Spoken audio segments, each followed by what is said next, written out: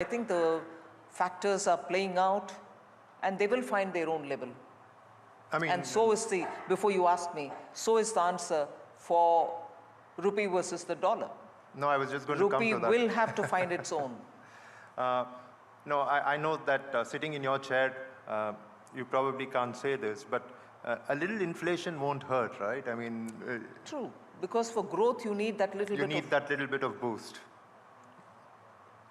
One of the concerns, because we've been speaking about consumption, one of the concerns is that the middle class especially, and of course Indians have a very broad definition of middle class. You know, I think everyone in this room would call themselves middle class when no one really is. One of the concerns is that when the middle class is consuming more, there are fears that they're saving less. And lower savings has its own impact on the economy. Does this worry you, or do you think it's all right? I was going through this number, savings growth, and also started looking at where savings actually is going, in terms of where the savings are getting parked.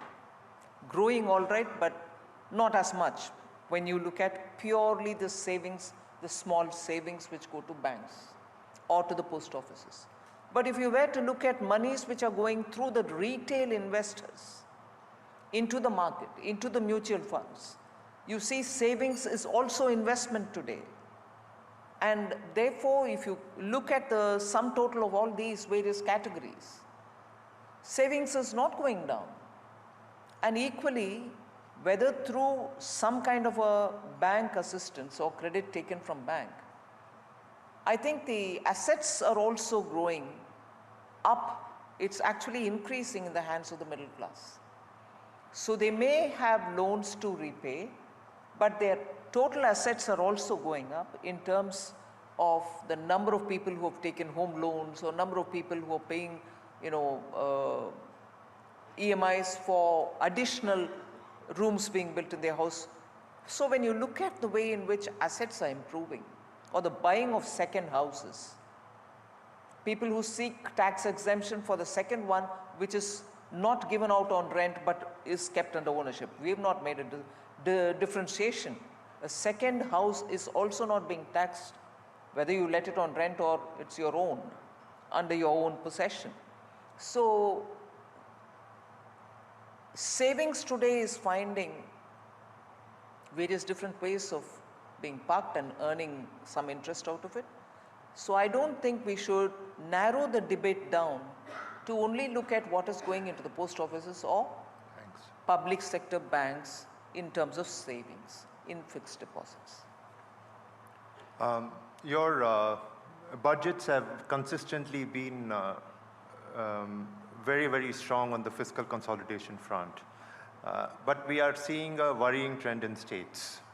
Populist spending is going up, and freebies have now become a way of life. And I personally believe that we have to make a distinction between freebies and welfare, but because welfare is necessary, freebies are, it's just an incentive to vote for a particular party.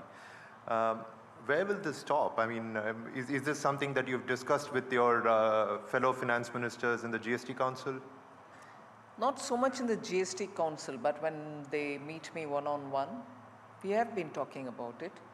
I'm so much concerned about it, not because they're giving freebies, but because their budget cannot afford it. I'm more looking at it from the point of view of they borrow, some of them borrow to do this, or borrow for something, but this continues to be heavy baggage which pulls them down in terms of they not being in a position to service the high cost loans which have been taken a few years back. So I've been,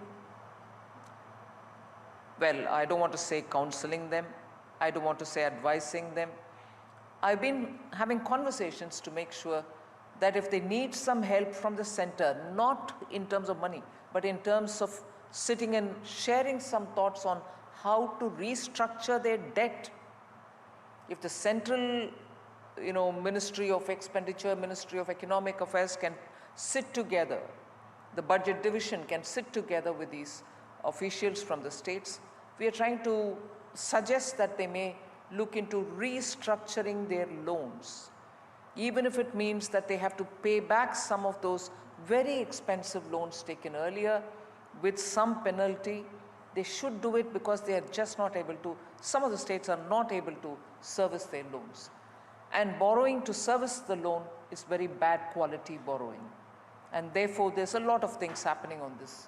I'm talking with the states more as a, friend to a minister rather than as a finance minister, government of India talking to the finance minister, state government. I don't want that relationship at all. I'd rather talk to them and say, if there is a help you want me to do, I'll do it.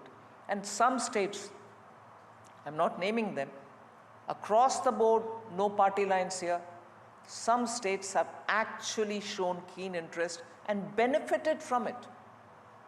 Actually benefited after having had their loans restructured.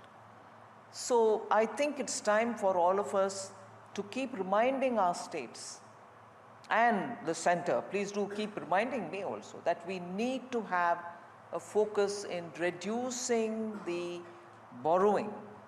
It cannot be that you keep doing both revenue and somewhat some capital expenditure with the borrowed money, because intergenerational burden is, I think, not right.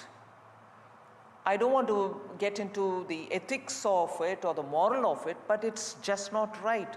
You can leave some borrowing. No state can run or no government can run without zero borrowing, with zero borrowing. But have freebies become a political compulsion? I mean, because every party, I think, feels pressured to do it. Well, politics is competitive. Okay.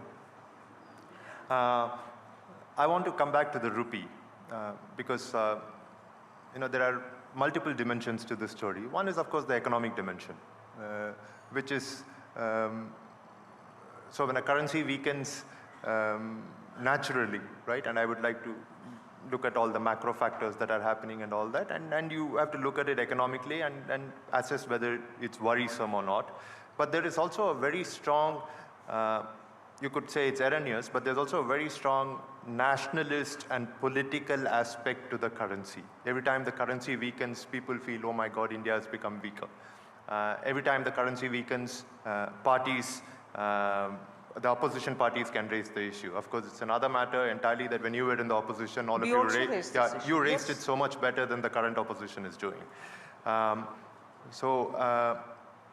rupee, you said it will find its natural level, but don't you think at the level that it's at right now, it's a little high, isn't it? Sukhma, I'm quite tempted to say a lot of things on this. You should just feel free. But no, rupee, currency, exchange rates are all rather too sensitive. I'm not escaping your comment that, oh, when you were in the opposition, you did. Yes, when we were in the opposition, we did. And I'm glad you recognize that we did it much better, because the situation at that time in the economy was so absolutely pathetic. Your inflation rate was so high, particularly the core inflation was so high, the economy was fragile, and when your currency also takes a hit, it is nobody's bright spark that you will comment on the exchange rate.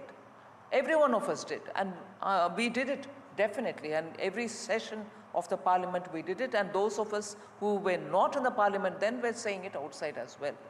I'm not saying the situation on the currency debate can be different. It can be the same even now, but look at the fundamentals of the economy. Look at where Indian economy stands, look at the growth, look at where we are pitched now from fourth to the third sooner. So there are some factors which are very important factors, which position India in a different ledge, and as a result of which I think this currency debate will have to be circumscribed by those realities, rather than compare it black and white with the situation then and say That time you criticize, now you tell me, now I'll tell you more about the economy before I tell you about the currency. So there are, I think, facts which have to play the fundamental for a debate. Now for the exchange rate, obviously, when your currency the value comes down, you think the natural argument would be, oh, for our exporters it will be brilliant, they should capitalize on it. And I'm sure our exporters have started to benefit from it. I'm not saying therefore it satisfies me. But the fact also some of the observers have said, by coincidence, and I'm not saying this is planned at all, let me underline this. By coincidence, some people observe that at a time when you had this tariff coming on you, this seems to be some respite. Doesn't convince me again. Even if it is true, I'm not going to be satisfied with that.